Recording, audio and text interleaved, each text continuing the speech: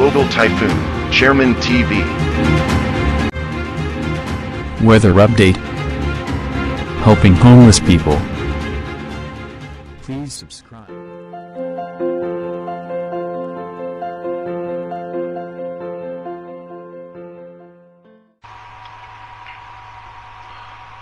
Magandang hapon po. Ito po yung latest update natin para nga po dito sa minomonitor natin na si Bagyong Karina. Bahagya nga pong lumakas si Bagyong Karina. Tinataglay na nga po nito yung lakas na aabot ng 55 km per hour malapit sa gitna. At may pagbugso na nga po yan na aabot ng 70 km per hour. Kumikilos nga po ito pa west-northwestward at sa bilis na 30 km per hour. Ito nga po halos yung kanyang pinakasentro ay nasa east-northeast ng Birac, Catanduanes. At ayon naman po sa latest update ng European Center, halos hindi naman nagkakalayo yung forecast track prediction ng Bagong Pag-asa DOST at ng European Center at ng Joint Typhoon Warning Center na ito nga po sa ngayon ay mababa naman ang tsansa ng magkaroon ng landfall scenario. Asahan naman natin yung paghatak sa southwest monsoon ay magpapaulan nga po yan. Asahan natin yung mahina at katamtamang pagulan dito nga sa Antique, Palawan, Occidental Mindoro, Zambales, Bataan, dito po sa Mindoro, Mindanao, rest of Visayas at natitirang bahagi ng Mimaropa. Kasama rin po dyan ang Metro Manila.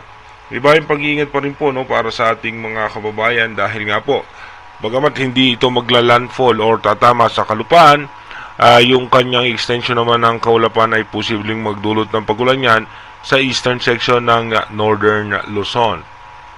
Dito sa ating rain map animation, mamayang alas 6 ng gabi, asahan natin mataas ang tsansa ng pagulan dito nga po sa parte ng Luzon. Mahina at katamtamang pagulan sa may parte ng Bicol Region at makulimlim na kaulapan sa Mindoro Provinces, Palawan at sa may parte ng Visayas. At pagdating naman po ng alas 10 ng gabi mamaya, asahan nga natin makulimlim na kaulapan lamang at may kasamang isolated rain shower. Ito po yung forecast track na inilabas ng Bagong Pag-asa DOST. Dito nga po ay posible nga bukas ng umaga ay mag-intensify pa po ito at umabot ng severe tropical storm at posible nga by July 23 ay umabot na ito ng typhoon category. Kahit nga po dito yung cone of uncertainty ay mas tumaas na at malabo na nga po yung landfall scenario, pero yung southwest monsoon ay hahatakin nga po nito na posibleng magdulot nga po yan ng pag-ulan dito nga po sa western section ng ating bansa. Ito naman po yung sa European Center, halos hindi naman po sila nagkakalayo ng forecast track prediction ng Bagong Pag-asa DOST. At dito nga po ay within 12 to 24 hours ay posibleng mas lumakas pa muli itong si Bagyong Karina, at habang si Bagyong Bokchoy naman ay posible nang lumabas ng Philippine Area of Responsibility. Pagdating nga po ng Tuesday, July 23, ay nasa eastern section na po yan ng extreme northern Luzon.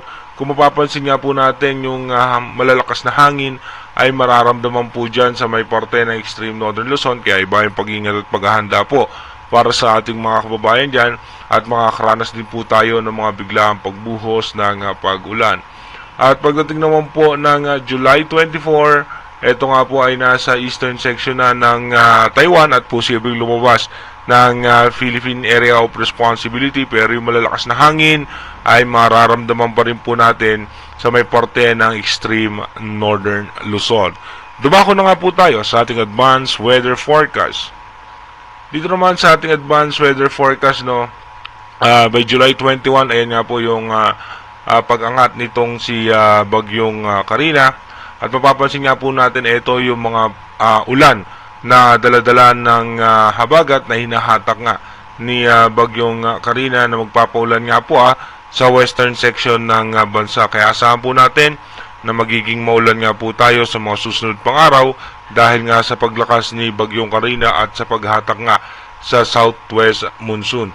By July 24, asahan natin mataas pa rin ang tsansa ng pagulan sa western section ng bansa. At pagdating ng July 25, bahagyang hihina yung mga posibilidad na pagulan. At pagdating naman ng July 26, muling lalakas yung mga tsansa ng pagulan dahil pa rin po yan sa southwest monsoon. Iba yung pag-iingat pa rin po sa ating mga kababayan dahil kahit mawala man yung Bagyong Karina, yung southwest monsoon naman ay magdadala po yan ng pag-ulan sa ating bansa. Mas matataas din ang tsansa ng pag-ulan by July 28. Kaya mag-ingat po tayong lahat mga kababayan. Again, inuulit po natin yung ating advanced weather forecast is possible scenario pa lamang po yan. Malaki pa rin po ang tsansa na magbago po lahat yan. Kaya manatili tayong tumutok sa ating advanced weather forecast para malaman natin yung mga posible pang sama ng panahon na makakaapekto sa ating bansa. Mag-iingat po tayo palagi. God bless po sa ating lahat.